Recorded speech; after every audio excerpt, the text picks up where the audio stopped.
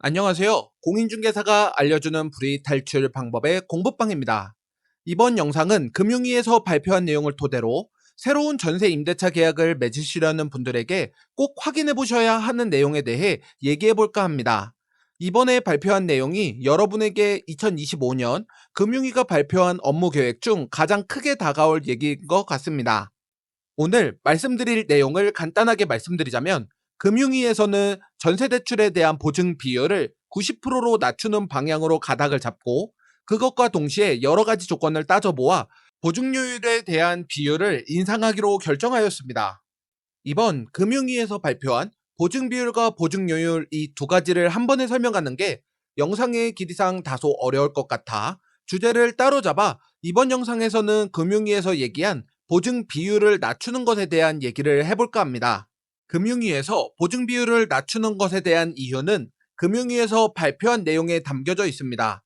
전세대출이 국민주거안정이라는 명목하에 차주의 상환 능력에 대한 심사가 생각보다 쉽게 평가되어 대출이 쉽게 나오다 보니 200조 원에 달하는 전세대출 자금이 투기적인 주택 수요로 이어진다는 지적이 많았다고 했습니다. 제 생각으로는 금융위에서 발표한 내용이 틀린 말은 아닌 것 같다고 판단되며, 제가 왜 이렇게 생각하는지, 그리고 우리에게 전세보증보험에 대한 현행 상황과 그 이후에 보증 비율이 낮아지게 되면 어떻게 여러분에게 변화한지에 대해 얘기해 보도록 하겠습니다. 지금까지 대한민국의 정부와 은행은 임대차 계약 중 하나인 전세에 대하여 제 생각으로는 많이 너그러웠다고 생각합니다.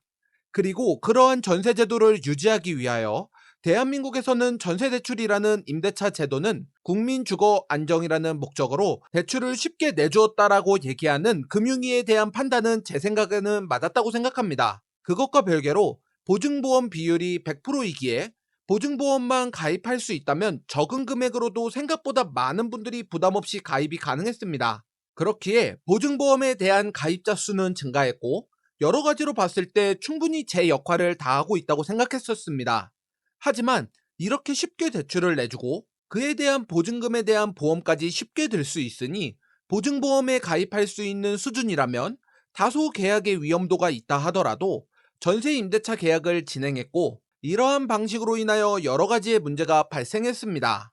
여기서 잠깐 말씀드리자면, 물론 대출이 되었든 어떤 방법이 되었든 국민의 주거 안정에 대한 책임을 지는 것 또한 국가가 해야 될 일 중 하나라고 생각합니다. 하지만 전세 사기, 보증금 미반환 등 임대인의 유책 사유도 있겠지만, 임차인이 전세 대출의 쉬움을 노리고 자신의 소득과 맞지 않는 주거 환경으로 이동이 가능하다는 건 어찌 보면 우리가 우려해야 되는 사회적 현상과도 비슷하다고 생각합니다. 보통 영끌은 아파트나 주택을 매수하면서만 사용한다고 생각하실 수 있습니다. 하지만 먼저 말씀드렸던 것처럼 생각보다 전세대출이 쉽다는 이유로 전세대출을 무리하게 받아 본인의 상환 능력을 무시하고 많은 금액을 받아서 상급지로 이동하려고 하는 것 또한 저는 영끌이라고 생각합니다. 물론 이러한 사정에는 여러 가지 이유가 있을 수는 있습니다. 제가 생각하는 이유를 나열해보자면, 첫 번째는 전세의 구조가 결국 나중에 보증금을 돌려받는 구조이기에 대출에 대한 이자만 지불하면 된다는 점이 대출에 대한 두려움을 줄여준다고 생각하며, 두 번째는 자녀 교육, 회사의 이동 및 이직 등 여러 가지 이유로 장기간이 아닌 2년에서 4년 정도 짧은 이동이 필요한 경우가 있을 수 있고, 세 번째는 현재 거주하는 것보다 더 좋은 인프라를 누리고 싶다는 점 또한 이동의 사유가 될 것이며, 네 번째는 살고 싶은 지역에 이사를 생각하고 있으나 매수를 위한 주택담보대출보다 전세대출이 훨씬 대출을 받기 쉽다는 점 등 여러 가지 사유가 있을 수 있다고 생각합니다. 하지만 이건 개인의 눈으로 바라볼 때의 얘기라고 생각합니다. 이러한 사유에 대해 금융이나 정부에서 보기에는 2년에서 4년 정도만 거주하다가 또 다른 이동이 있겠지만 그동안은 가계부채가 상승하게 되고, 이러한 인원이 한 명이 아닌 수만 명 또는 수십만 명이 이렇게 생각한다면 가계부채로 인한 경제적 손실을 이루 말할 수 없을 정도로 커진다는 점을 경계하지 않았을까라고 생각합니다. 저는 가계부채 자체를 나쁘게 보지는 않습니다. 가계부채라는 건 정말 여러 가지 용도를 내포하고 있기에 충분히 이해합니다. 사업이 갑자기 휘청거릴 수도 있고, 안 좋은 주거 환경에 대한 변경을 원할 때도 사용할 수 있죠. 정말 단순히 먹고 사는데 돈이 부족해서 빌릴 수 또한 있다고 봅니다.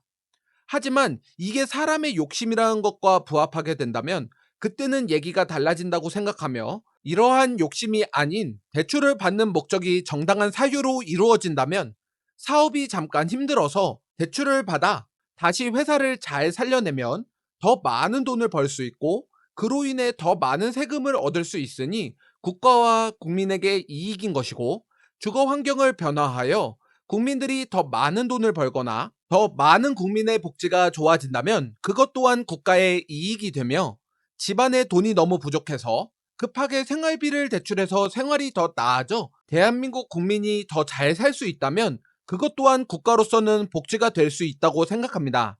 하지만 단순히 대출의 쉬움을 노리고 더 좋은 상급지로 가야지라는 욕심과 그걸 용인하는 전세대출은 국가에 아무런 이익이 되지 않는다고 판단하지 않았을까라고 조심히 유추해 봅니다.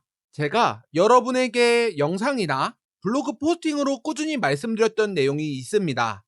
정부는 이제 쉽게 넘어갈 생각이 없다고 생각합니다 라고 디딤돌 관련 영상에서 말씀드렸었지만, 이게 여러 가지의 내용을 내포한 제 생각이었습니다. 가계부채가 증가하여 직장인과 자영업자가 열심히 일을 해 생산활동을 통해 돈을 벌었지만 그러한 돈이 단순히 대출 상환으로 많은 비용이 들어간다는 것, 상환 능력이 되지 않는 사람이 무리한 대출을 받아 결국 낭떠러지로 몰렸다가 개인회생으로 살아난다는 것, 이러한 악순환이 반복되어 결국에 국가에 크나큰 피해를 입힌다는 점에서 대출을 규제하고 금리를 조절하고 스트레스 DSR 3단계 시행으로 더 많은 심사를 하겠다 등 이러한 내용 중에 이제 전세대출에 대한 규제의 차례가 왔을 뿐이라고 저는 생각합니다. 제가 생각하는 이번 금융위에서 가계대출에 대한 규제 얘기는 이제 시작인 것 같습니다. 새로운 2025년에는 처음에는 전세대출 보증 비율을 90% 낮추는 방법을 시작으로 대출 한도를 줄이는 스트레스 DSR 3단계는 올 7월에 시행 예정이고, 부동산 PF 등에 대한 심사와 규제가 변경되는 등 여러 가지 지표로 보아 많은 대출에 대한 변경이 있을 것 같습니다. 다만 실거주를 목적으로 하는 디딤돌 대출 및 버팀목 대출 등 서민을 위한 직접적인 대출에 대해 한국은행에서 발표한 금융기관 대출 행태 서베이의 결과는 생각보다 차후의 동향과 전망에 대해 마이너스 1로 집계되었고, 이러한 내용은 전년도 마이너스 26보다 높아진 지수이기에 실거주를 위한 서민의 대출에 대한 규제를 다소 풀어줄 것으로 예상됩니다. 하지만 이번 금융위에서 발표한 내용처럼 이제 보증 비율이 100%가 되지 않기에 어찌 보면 완벽히 안전한 전세 계약은 존재하지 않는 것 같습니다. 어느 정도 리스크를 가지고 갈 것인지에 대해 조금 더 많은 고민을 해보셨으면 좋겠습니다. 이번 보증 비율이 90%로 낮아졌다는 부분 다시 한번 말씀드리며 영상 마치도록 하겠습니다. 다음 영상이 궁금하시다면 구독, 좋아요, 그리고 알림 설정 부탁드립니다. 영상 끝까지 봐주셔서 감사합니다. 그럼 다음 영상에서 뵙겠습니다.